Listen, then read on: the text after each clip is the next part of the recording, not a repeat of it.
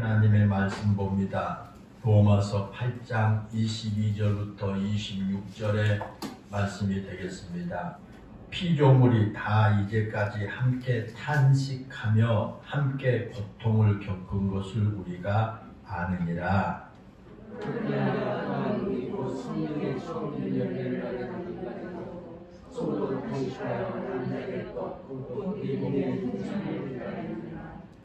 우리가 소망으로 구원을 얻었음에 보이는 소망이 아니니 보는 것을 누가 바라리요?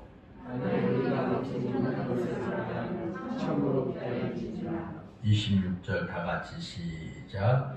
이와 같이 성령도 우리의 연약함을 도우시나니 우리는 마땅히 기도할 바를 알지 못하나 오직 성령이 말할 수 없는 탄식으로 우리를 위하여 친히 간구하시느니라.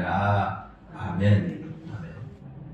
오늘 우리가 로마서 8장 22절부터 26절까지를 읽었는데 오늘 읽은 말씀 바로 그 앞장 로마서 7장 24절에 보면 오라 나는 공고한 사람이로다. 이 사망의 몸에서 누가 나를 건져내라 라고 하는 사도 바울의 탄식하는 그 고백이 거기 기록되어 있습니다. 사도 바울의 이런 고백의 배경에 대해서 잠깐 말씀을 드리겠습니다. 옛날에 그 로마 제국에서 이 죄인들을 사형시키는 방법 가운데 하나가 이 죄인을 산채로 죽은 시체와 함께 꼭꼭 묶어버리는 겁니다. 이건 아주 잔인하고 끔찍한 형벌이었습니다. 죽은 시체와 살아있는 사람이 코와 코를 맞대고요, 입술과 입술을 맞대게 해가지고 묶어버려요.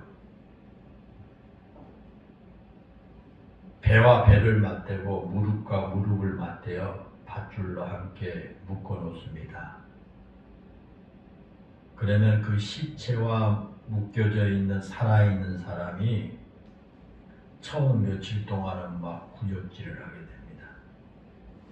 그리고 그렇게 계속해서 굶게 되면요, 혀로 그 냄새나는 시체를 핥기 시작하게 됩니다. 그러면 결국 그 시체에서 배어나오는 독기가 살아있는 그 사람의 몸에 서서히 스며들면서 살아있는 사람이 죽은 시체와 함께 썩어가면서 죽게 되는 아주 무서운 형벌이었습니다. 이 사도 바울이 로마서 7장 24절에서 오라 나는 공고한 사람이로다. 이 사망의 몸에서 누가 나를 건져내랴 라고 하는 이 탄식이 마치 이와 같이 자신이 지금 시체와 살아있는 사람을 맞대어 묶어 놓은 것과 같은 상태에 놓여 있다라고 하는 절규인 겁니다. 사도 바울은 그렇게 탄식하면서 절규한 이유가 있습니다. 왜 사도 바울이 그렇게 탄식하며 절규를 했느냐? 그것은 자기 자신 안에 두 가지 자아가 존재했기 때문이에요. 그 안에 두 가지 자기 안에 자아가 있었습니다. 하나는 그리스도의 사람이 되어서 그리스도의 기쁨이 되고 하나님의 뜻을 이루며 사는 선하고 거룩한 존재로 살고 싶은 그 마음을 가진 자아예요. 그러니까 하나의 자아는 하나님의 뜻대로 그리스도인답게 살고자 하는 그런 그 마음의 자아가 그 안에 있었고요. 다른 하나는 뭐냐면 죄의 본성에 사로잡혀서 자신도 모르는 사이에 죄의 속박 안에 놓여서 죄의 종노릇하고 있는 그런 자아예요. 이 두 자아가 자신 안에서 서로 갈등을 하는데 분명히 그는 믿음을 따라서 거룩하고 선하게 살기를 원했습니다. 그러나 실제로 그 나타나는 그런 결과를 보면 자신이 원하는 선을 행하지 못하고 늘 죄된 자아에 이끌려서 살아가는 자신을 발견하게 된 겁니다. 그래서 선을 행하고자 하는 자신의 의지나 노력이 죄의 세력 앞에 얼마나 나약하고 초라한지를 처절하게 깨달으면서 한 탄식이 바로 오라 나는 공고한 사람이로다. 이 사망의 몸에서 누가 나를 건져내랴 라는 탄식을 하게 된 것입니다. 여러분, 사도 바울의 의지가 약해서 그렇게 죄된 자아에 끌려가서 그가 원하지 않는 악을 행하며 살았을까요? 아니면 사도 바울의 믿음이 약해서 그가 선행하고 싶어 하면서도 악에 이끌려서 살 수밖에 없었을까요? 우리가 잘 안 것처럼 사도 바울은 누구보다 의지가 아주 강한 사람이었습니다. 또한 그는 오늘을 살아가는 우리보다 훨씬 더 좋은 믿음을 가진 사람이었습니다. 그가 부활하신 예수님을 만난 후에만 그렇게 산 게 아닙니다.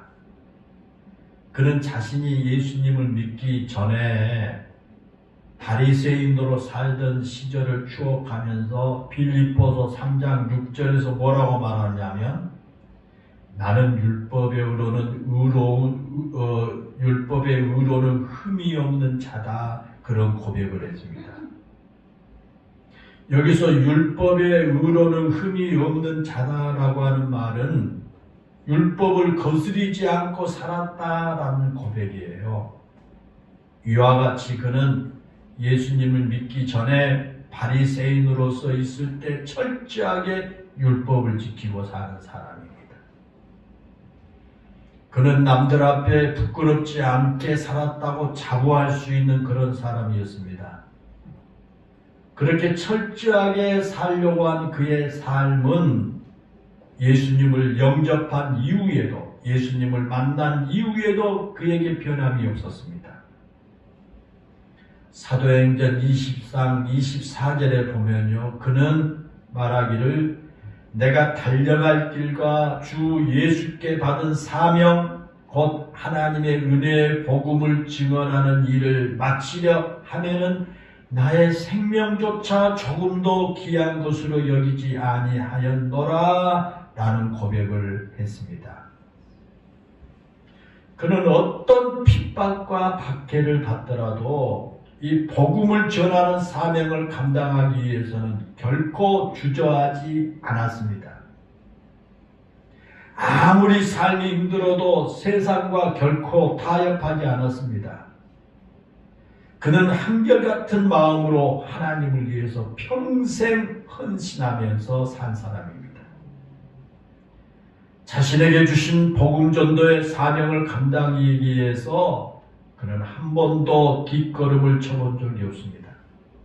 그래서 그는 디모데후서 4장 7절과 8절에서 나는 선한 싸움을 싸우고 나의 달려갈 길을 마치고 믿음을 지켰으니 이제 후로는 나를 위하여 의의 면류관이 예비되었으므로 주 곧 의로우신 재판장이 그날에 나에게 주실 것이며 라는 고백을 하고 있습니다. 이처럼 그는 한결같은 믿음을 지키며 살았습니다. 또한 자신에게 주어진 사명의 길을 달려감에 있어서 조금도 게을리지 않았습니다. 그렇게 결연한 믿음으로 살았던 사도 바울인데도 그는 로마서 10장 24절에서 오라 나는 공고한 사람이로다. 이 사망의 몸에서 누가 나를 건져내라라고 탄식하고 있는 것입니다. 이것은 아무리 믿음을 지키기 위해 온 힘을 다하며 내가 가지고 있는 강한 의지와 율법의 노력을 따라 살려고 해도 우리 안에 남아있는 이 죄로 인한 고통은 결코 쉽게 해결되지 않는다라는 것을 보여주는 그런 말씀이 되겠습니다. 오늘 우리가 본문에서 세 가지 탄식에 대한 내용이 나온 것을 발견하게 됩니다. 22절에서는 피조물이 탄식한다 그렇게 기록되어 있고 23절에는 본문 23절에는 성령의 처음 익은 열매인 우리도 탄식을 하고 있다라고 기록되어 있습니다. 그리고 본문 26절에서는 우리의 연약함을 도우시고 우리를 위해 친히 간구하시는 성령께서도 탄식을 하신다라고 기록되어 있습니다. 이와 같이 피조물과 하나님의 택함을 받은 우리 성도들과 그리고 심지어 하나님이신 성령께서도 탄식을 하신다라는 것은 온 우주가 탄식하고 있다라는 그런 말씀이기도 하겠습니다. 오늘 이 본문에 보면 첫째로 피조물의 탄식이 나옵니다. 이 피조물의 탄식은 오늘 본문 앞에서 설명한 것처럼 사망의 종로를 타는 데서 해방되기 위한 탄식입니다. 에덴 동산에 있던 인류의 조상인 아담과 하와가 하나님의 말씀에 불순종함으로 죄를 지은 후에 우리가 살아가는 이 세상은 하나님의 형벌 아래 놓여 있게 됐습니다. 인간의 범죄로 말미암아 이 아름답게 창조된 이 세상에 가시덤불과 엉겅퀴가 나게 된 겁니다. 여기서 가시덤불과 엉겅퀴가 난다라고 하는 말은 아름다운 질서 가운데 창조된 이 세상에 고통이 시작되었다라는 그런 뜻입니다. 참으로 거룩하고 아름답게 창조된 이 피조물의 질서가 깨지고요, 고통이 찾아왔다 그런 뜻입니다. 우리 인간의 범죄로 말미암아 피조물이 그런 고통 가운데 처하게 된 것입니다. 그래서 피조물도 그런 고통에서 해방될 날을 고대하면서 탄식하고 있다는 겁니다. 고통 가운데서 탄식하며 거룩하고 아름답게 회복될 날을 기대하고 있다라는 그런 말씀이 되겠습니다. 여러분 그렇습니다. 오늘 이 시대에도 이 피조물은 여전히 탄식하고 있습니다. 아름다운 자연 그대로의 모습으로 회복되기 위해서 탄식하면서 회복을 기대하고 있는 겁니다. 그동안 문명이 발달하고 과학적 기술이 발달하면서 인간이 욕심을 따라 자연을 정복해 와지 않습니까? 그래서 인간의 편리성이라는 이유로 또는 경제적인 가치라는 명분을 내세워서 자연을 막 파괴해 왔습니다. 물론 이유가 있습니다. 우리가 좀 편리하게 이 자연을 이용하자. 그리고 보다 우리가 더 나은 환경을 만들기 위한 욕심으로 자연을 막 파괴해 온 겁니다. 그 중에 지극히 작은 그 예를 하나 든다면 아름다운 산을 파헤치고 태양광 패널을 설치하는 태양광 발전 산업입니다. 저 남쪽 지방으로 내려갈수록 보면 그 경치 좋은 산 곳곳이 파헤쳐지고 거기에 태양광 패널을 막 설치해 놓았습니다. 자연은 자연 그대로 보존하는 것이 가장 아름다운 것입니다. 죄로 인해서 자연이 파괴되었다면 자연 그대로의 모습을 회복시키는 것이 이 세상을 다스리고 정복하도록 이임을 받은 우리 인간이 해야 할 일인 겁니다. 그래서 자연이 이렇게 파괴되면 자연 그대로 모습에서 회복되기를 기다리고 있죠. 미국의 서부에 가면 요세미트라고 하는 유명한 그런 그 공원이 있습니다. 산속 깊은 곳에 요세미트라고 하는 유명한 공원이 있는데 거기에 가서 보니까 이렇게 차를 타고 쭉 관광을 하는데 아주 큰 나무들이 쓰러져 있어요. 그런데 나무들이 죽은 그 상태로 손대지 않고 놔둬요. 또 갑자기 서부 지역이 얼마나 이 화재가 산에 많이 납니까? 막 울창한 숲이기 때문에 한 번 화재 났다 하면 막 한 달, 막 2달 이렇게 타지 않습니까? 그런데 그렇게 불이 나서 산이 다 탔는데도 그대로 놔둡니다. 자연 스스로 그게 복구되려도 우리나라 같으면 거기다가 막 파가지고 막 과일나무 심고 뭐 심고 막 하면서 하는데 자연 그대로 놔둡니다.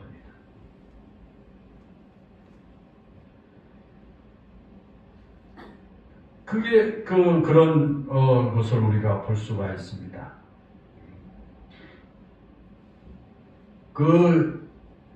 이 세상을 다스리고 정복하도록 이임받은 우리 인간이 해야 할 일이 있습니다. 그것은 이 자연이 파괴되지 아니하고 그 아름다운 자연 본연의 모습대로 보존하는 것이 바로 세상을 다스리고 정복하라고 하는 이임받은 우리 인간들이 해야 될 일입니다. 그런데 자연을 파괴해서 다 뒤집어 놓습니다. 섬은 섬으로 남겨두어야 하는데 섬마다 다리를 연결해 놓습니다. 섬을 오가는 길을 조금 더 편리하게 하겠다는 인간의 편협한 욕심과 섬을 섬으로 남겨두지 않습니다. 빌딩을 짓고 아파트를 짓는다는 명목으로 아름다운 산들을 깎아내리고 있습니다. 지금 이 땅에는 자연이 죄로 인해서 탄식한 것이 아니라 인간의 욕망이 만들어낸 자연의 파괴로 인해서 탄식을 하고 있습니다. 그 인간의 욕망은 바로 죄 때문에 생겨난 것입니다. 하나님께서 맡겨주신 자연을 잘 관리해야 할 책임을 외면한 채 인간의 편리성과 경제적인 이익을 위해서 자연을 파괴하고 있는 것입니다. 사랑하는 여러분, 우리는 이 탄식하는 피조물의 울부짖음을 들을 수 있어야 합니다. 피조물이 탄식하며 고대하는 것은 본문 19절에서 말씀하고 있는 것처럼 하나님을 바르게 믿는 하나님의 자녀들이 나타나서 피조물을 하나님께서 이임하시고 맡겨주신 대로 바르게 회복시키기를 고대하고 있다는 것입니다.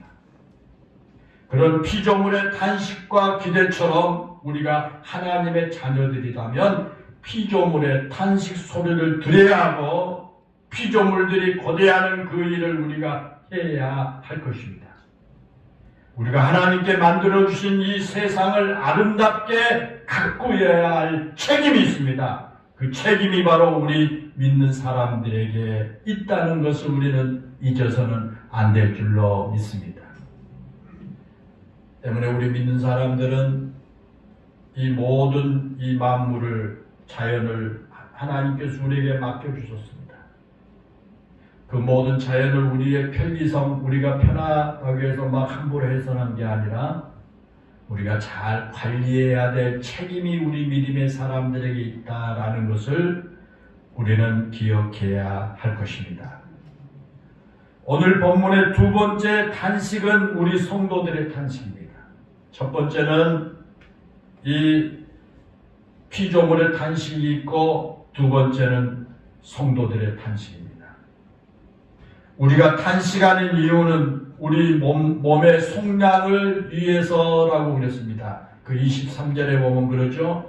그뿐 아니라 또한 우리 곧 성령의 처음 익은 열매를 받은 우리까지도 속으로 탄식하여 양자 될 것 곧 우리 몸의 속량을 기다리는 것이느니라 그랬습니다. 여기 앉아있는 우리 모두는 예수님의 십자가의 은혜로 구원받은 사람들이 아닙니까? 그러나 우리의 구원은 완성된 게 아닙니다. 우리의 구원은 우리의 몸이 하나님의 거룩하심으로 온전히 회복될 때 완성된 것입니다. 그걸 신학적으로는 성화라고 그렇게 말합니다. 우리의 몸과 마음과 영혼 등 우리의 전부가 하나님의 나라의 백성의 모습으로 거룩하게 된다라는 것입니다. 사랑하는 여러분, 우리 성도들은 우리가 그 거룩하게 성화되는 그날까지 거룩함에 그 이르는 연습을 해야만 합니다. 이 거룩함에 이르는 연습이라고 하는 건 다른 게 아닙니다. 우리를 거룩하지 못하게 하는 죄와 싸우는 겁니다. 우리로 죄를 짓도록 유혹하는 마귀를 대적하는 것입니다. 이것이 우리가 거룩함에 이르는 연습을 하는 겁니다. 에덴 동산에서 아담과 하와를 유혹해서 범죄하게 만든 이 마귀, 예수님의 공생애를 시작하시려고 금식하며 준비하신 그 예수님을 시험했던 마귀는 오늘도 우리 믿은 성도들을 넘어뜨리기 위해서 온갖 방법을 다해서 유혹합니다. 그래서 베드로는 베드로전서 5장 8절과 9절에서 뭐라고 말합니까? 근신하라, 깨어라, 너희 대적 마귀가 우는 사자와 같이 두루다니며 삼킬 자를 찾나니 너희는 믿음을 굳게 하여 그를 대적하라고 우리에게 고면합니다.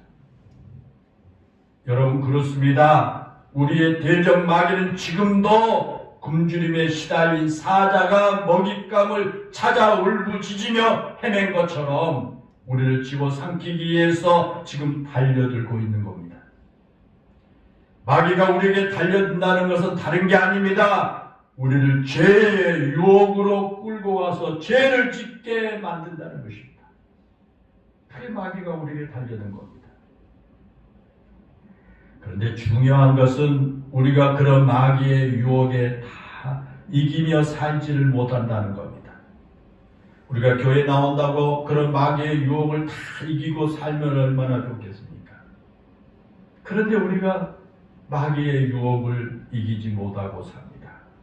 사도 바울이 로마서 7장에서 탄식하면서 고백했던 것처럼 내가 아무리 선을 행하고 하나님의 뜻을 따라서 살려고 몸부림을 친다고 할지라도 이 죄의 습성을 가진 우리 자아는 너무도 쉽게 죄의 유혹 앞에 무릎을 꿇고 말게 됩니다. 그래서 믿음으로 하나님 앞에 경건하고 거룩하게 살려고 하는 선한 마음을 가진 사람이 탄식할 수밖에 없다는 겁니다. 바울이 지금 그런 상황입니다.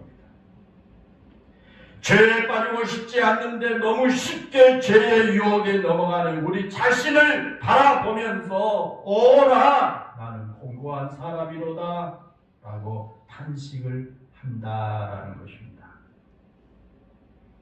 사랑하는 여러분, 죄의 유혹을 이기기 위해 믿음의 선한 싸움을 싸우는 우리가 그렇게 탄식할 수밖에 없는 이유는 우리 존재가 너무 약하기 때문에 그렇다는 겁니다. 우리가 너무 약합니다. 죄라고 하는 거대한 쓰나미 앞에서 우리가 그 유혹을 이겨낼 수가 없습니다. 우리에겐 그럴 힘과 능력이 없습니다. 다만 하나님의 은혜와 도우심을 입어야만 그 죄의 유혹을 이기는데 우리는 너무 자주 나의 이기적인 욕심이나 나의 욕망 때문에 하나님의 도우심을 구하지 못하고 적당하게 죄와 타협하고 맙니다. 죄 앞에서 무력한 우리는 죄의 유혹에 넘어진 우리 연약함을 탄식할 수밖에 없다라고 하는 그런 말씀이 되겠습니다. 그래도 이 죄의 유혹 앞에 너무나 연약한 내 자신을 바라보면서 거룩한 탄식을 하는 사람은 믿음으로 살아가는 사람들입니다. 이 거룩한 탄식을 하는 사람들은 그래도 믿음으로 사는 사람들이에요.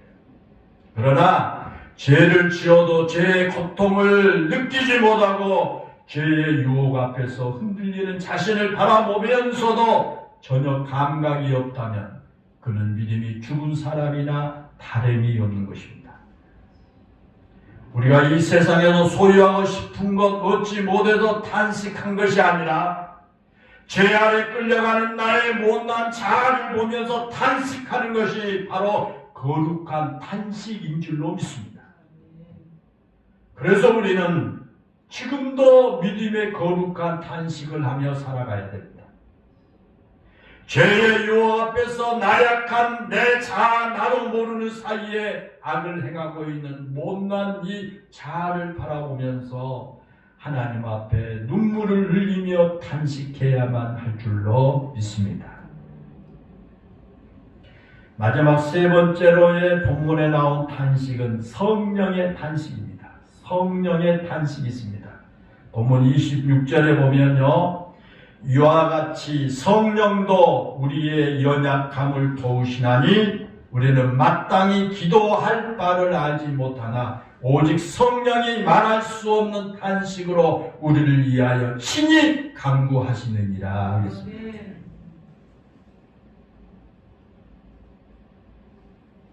이 성령의 탄식은 우리를 향한 탄식입니다. 우리를 바라보면서 하는 탄식입니다. 하나님께서 우리의 보호의 사로 보내주신 이 성령은 우리의 연약함을 도와주십니다. 우리가 믿음 안에서 경건한 사람으로 살아가도록 늘 우리를 도와주십니다. 그 도우심을 의지하며 사는 사람이 바로 우리 성도들인 줄로 믿습니다. 하나님께서 성령을 통해서 우리의 연약함을 도와주신다면 연약한 우리는 우리의 연약함을 깨닫고 하나님의 뜻을 바르게 깨달아 바른 믿음으로 살아가려고 해야 합니다. 그런데 우리는 그렇지 못할 때가 너무 많지 않습니까?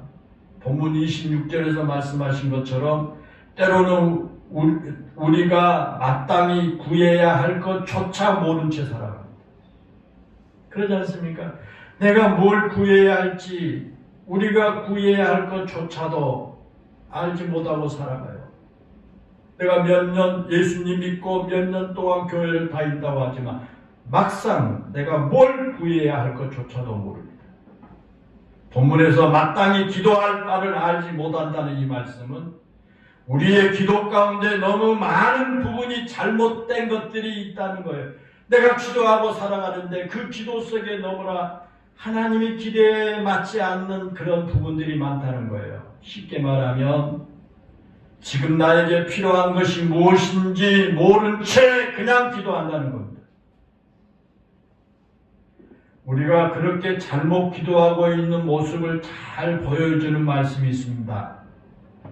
마태복음 6장 31절과 33절에 본 예수님께서 그렇게 말씀하시잖아요. 그러므로 염려하여 이르기를 무엇을 먹을까 무엇을 마실까 무엇을 입을까 하지 말라. 이는 다 이방인들이 구하는 것이라. 너희 하늘 아버지께서 이 모든 것이 너희에게 있어야 할 줄을 아시느니라. 그런즉 너희는 먼저 그의 나라와 그의 의를 구하라. 그리하면 이 모든 것을 너희에게 더하여 주시리라 그랬습니다. 여러분, 우리가 지금 기도하고 있는 것들이 대부분 무엇을 먹을까, 무엇을 마실까, 무엇을 입을까 라고 하는 범주에 있는 것들이 아닙니까? 여러분들이 기도하고 있는 것들을 한번 생각해 보십시오. 우리가 우리 자신을 위해 기도할 때나 우리 가정이나 자녀들을 위해 기도할 때나 우리 직장이나 사업을 위해 기도할 때 그런 것들이 정말 하나님의 나라와 하나님의 의를 위한 기도인지 진지하게 우리가 한번 생각해 봐야 됩니다. 내가 가정을 위해서, 자녀를 위해서, 내 자녀를, 내 자신을 위해서, 내가 다니는 직장과 사업을 위해서 기도의 시간을 갖습니다. 그런데 그 기도의 내용이 하나님, 내 자신이, 우리 가정이, 우리 자녀들이 우리 회사가, 내가 하고 있는 사업이 하나님 나라와 하나님의 의를 이루는데 쓰임 받기를 원합니다라고 우리가 기도했는지를 한번 살펴보아야 됩니다. 만약 하나님의 뜻이나 하나님의 마음을 전혀 고려하지 않고 그저 나의 행복과 나의 평안과 나의 부요함을 위해서만 기도한다면 그것은 이방인들이 기도하는 것과 다르지 않다는 것입니다. 믿지 않는 사람들이 기도한 것과 다르지 않다는 거예요. 물론 하나님께서는 우리가 행복하게 살기를 원합니다.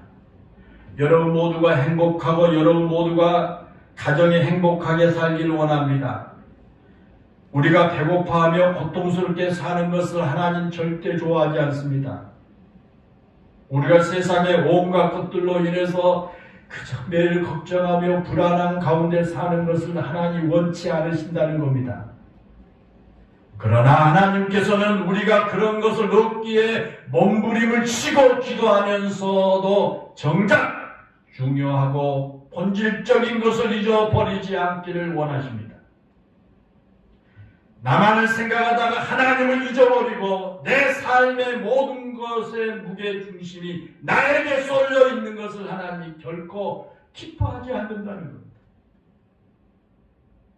내가 기도하다 보게 되면 모든 내 마음속의 기도가 전부 내 자신에게 쏠려 있습니다. 내 가정에게 쏠려 있습니다. 나의 행복에만 쏠려 있습니다. 하나님, 그러면서 하나님은 생각하지 않습니다. 하나님은 잊어버립니다. 하나님의 의는 잊어버리고 있습니다. 하나님 절대 그런 것을 기뻐하지 않으신다, 그런 말씀이에요. 그런데 사랑하는 여러분, 우리는 늘 기도한다고 하면서도 종종 그런 연약함에 빠집니다. 만약 내가 열심히 기도하는데 그것이 모두 하나님의 뜻과 상관이 없는 내 욕구나 내 욕망을 위해 기도한 것이라면 그 기도는 하나님께서 기뻐하지 않으십니다. 좀 더 명확하게 말한다면 그런 잘못된 기도는 오히려 성령으로 하여금 탄식하게 만든다는 거예요. 오늘 본문의 성령의 탄식이 그건 거예요. 우리가 이 잘못된 기도, 내가 지금 많은 기도를 하고 있지만 그 잘못된 기도를 성령께서 바라보시면서 탄식을 하신다라는 거죠. 그렇다고 해서 여러분, 우리 가정을 위해 기도해서는 안 된다라는 말이 절대 아닙니다. 우리는 가정을 위해서 기도해야 합니다. 많이 기도해야 합니다. 우리 가정에 하나님의 축복과 행복이 가득하고 우리 가정이 평안하도록 여러분 기도해야 합니다. 그런데 무엇 때문에 우리 가정에 행복하고 평안하게 해달라고 기도하는지를 바르게 알아야 한다는 겁니다. 왜? 무엇 때문에 우리 가정이 평안하고 우리 가정이 행복해야 되는지 그거를 알고 기도해야 된다는 거예요. 우리 성도들의 삶의 목적은 언제나 하나님의 영광을 위한 것입니다. 사도 바울은 고린도전서 10장 31절에서 그런즉 너희가 먹든지 마시든지 무엇을 하든지 다 하나님의 영광을 위해서 하라고 말했지 않습니까? 사랑하는 여러분, 그렇습니다. 우리의 삶의 목적은 하나님의 영광입니다. 우리의 가정이 평안하고 행복해야 하는 이유도 하나님께 영광을 돌리고 이 세상이 하나님의 영광을 드러내기 위함이어야만 합니다. 단순히 사랑하는 내 가족이 행복하고 고통 가운데 살지 않기를 바라는 마음뿐이어서는 안 될 겁니다. 우리가 직장 생활을 잘하고 직장에서 승진을 해야 하는 이유도 하나님의 영광을 드러내기 위함이어야 하고 내가 직장 생활을 잘함으로 하나님께 영광을 돌려야 하는 것입니다. 그러기 위해서 우리는 나의 직장 생활을 위해서 기도해야 됩니다. 내가 직장 생활 잘해서 명퇴를 당하지 않고 승진을 해서 내가 많은 사람들로부터 존귀함을 얻는 것이 목적이 아니라 내가 하는 사업을 위해 기도할 때도 마찬가지입니다. 내 사업을 통해서 하나님께 영광을 받으셔야 한다라는 것. 내 사업을 통해 하나님께 영광이 되어야 합니다. 때로는 내 사업에 찾아온 어려움이 하나님의 영광을 드러내는 기회가 될 수도 있습니다. 때로는 나의 연약함이 하나님의 영광을 드러내는 기회가 될 수도 있고, 내 건강이 좋지 않은 모습이 하나님의 영광을 위한 것일 수도 있습니다. 그렇다면 여러분, 내가 연약함으로 하나님께 영광이 된다면 우리는 내가 연약함의 자리에 서도록 기도해야 됩니다. 하나님께서 나를 쳐서 고통스럽게 하심으로 우리의 잘못된 생각을 깨우치게 하셨다면 내가 그 고통의 자리에 있었던 것에 감사해야 됩니다. 부유하고 넉넉하며 편안하기 때문에 하나님 믿고 산다면 때로는 하나님 믿지 않도록 나의 부유함이나 평안함을 잠시 거두어 가시도록 기도해야 할 줄 압니다.